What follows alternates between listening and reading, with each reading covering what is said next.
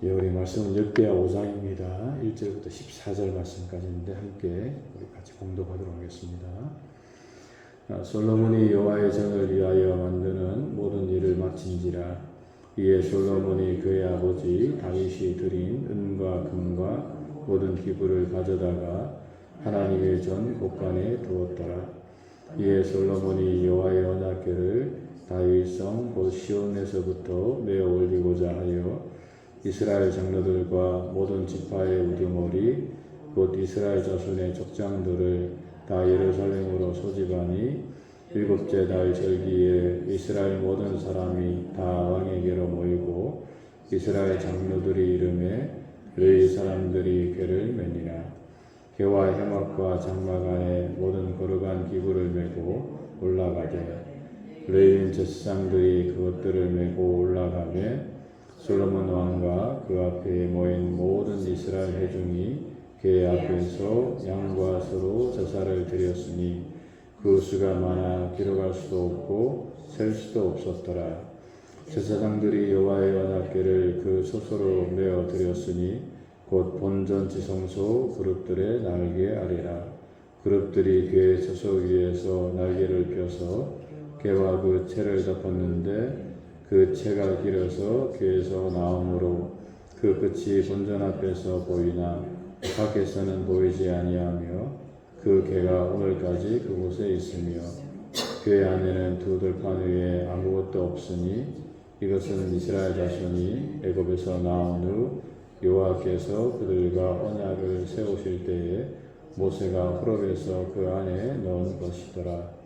이때는 제사장들이 그 반열대로 하지 아니하고 스스로 정결하게 하고 성소에 있다가 나오매 노래하는 레위 사람 아삭과 헤만과 여두둔과 그의 아들들과 형제들이 다 세마포를 입고 제단 동쪽에 서서 재금과 비파와 수금을 잡고 또 나팔 부는 제사장 120명이 함께 서 있다가 나팔 부는 자와 노래하는 자들이 일제히 소리를 내어 여호와를 찬송하며 감사하는데 나팔 불고 재금치고 모든 악기를 울리며 소리를 높여 여호와를 찬송하여 이르되 선하시도다 그의 자비하심이 영원히 있도다 하매 그때 여호와의 전에 구름이 가득한지라. 제사장들이 그 구름으로 말미암아 능히 있어서 숨기지 못하였으니 이는 여호와의 영광이 하나님의 전에 가득함이었더라. 아멘. 오늘 역대하 5장입니다. 오늘 본문은 이제 이 성전 건축을 다 이제 마친 후에 솔로몬이 이 지성소에다가 이 언약궤를 좀 안치하는 그런 내용이라고 이야기할 수가 있습니다. 1절에 보게 되면 이제 솔로몬이 여호와의 전을 위하여 만드는 모든 일을 다 마쳤다라고 이렇게 말씀을 하고 있습니다. 그러니까 최선을 다해서 솔로몬이 성전을 지었고 이제 모든 것을 다 이제 마쳤음을 오늘 본문은 이야기하고 있습니다.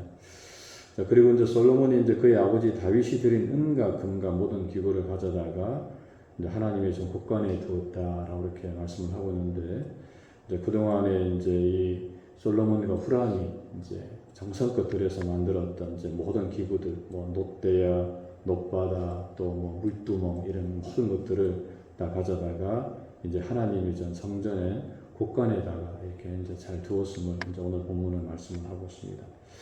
네, 그리고 이제 솔로몬은 이제 마지막으로 이제 이 언약궤를 이제 성전으로 좀 옮기는 것을 좀 볼 수가 있습니다.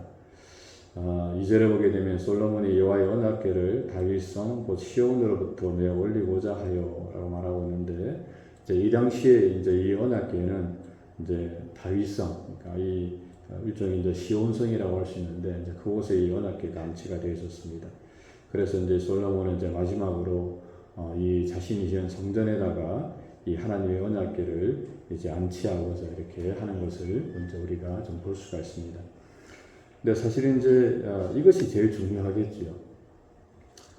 성전을 아무리 잘 지어놓았다 하더라도 사실은 이곳에 하나님의 언약궤가 함께하지 않는다면 이제 그것을 성전이라고 이야기할 수가 없습니다.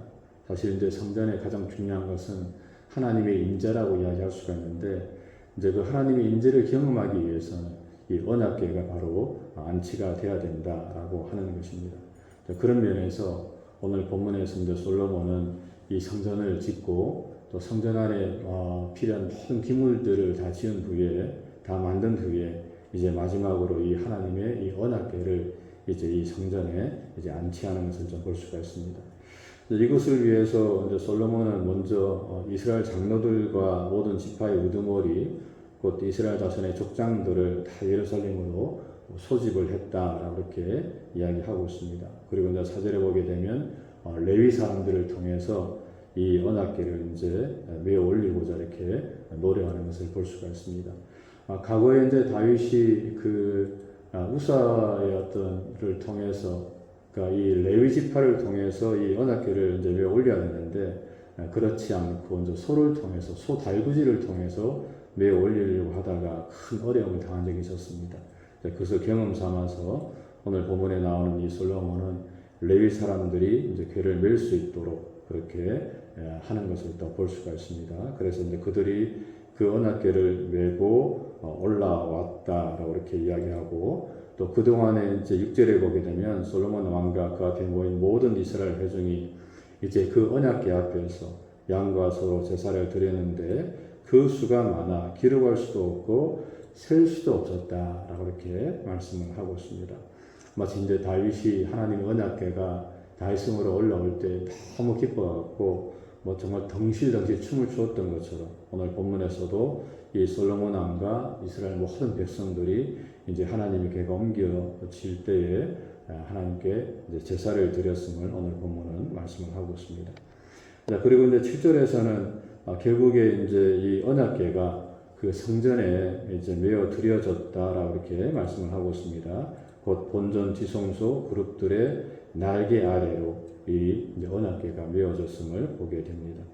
특별히 이제 이 궤 안에는 10절에 보게 되면 두 돌판 외에 아무것도 없었다라고 이렇게 이야기하는데 원래 그 언약궤 안에는 그 만나가 든 항아리하고 또 아론의 쌍나 지팡이가 함께 있었습니다.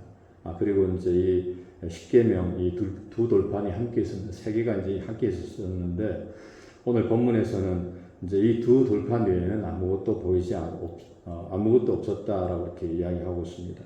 그러니까 이 말씀을 통해서 사실은 이제 가장 중요한 것이 하나님의 말씀이겠죠. 이 기적이라고 하는 것, 그러니까 만나라고 하는 것도 사실은 기적이고 아론의 쌍난 지팡이도 기적입니다만은 하지만 그것들은 사라진다 할지라도 하나님의 말씀은 영원한 것임을 오늘 본문은 우리에게 말씀을 하고 있습니다.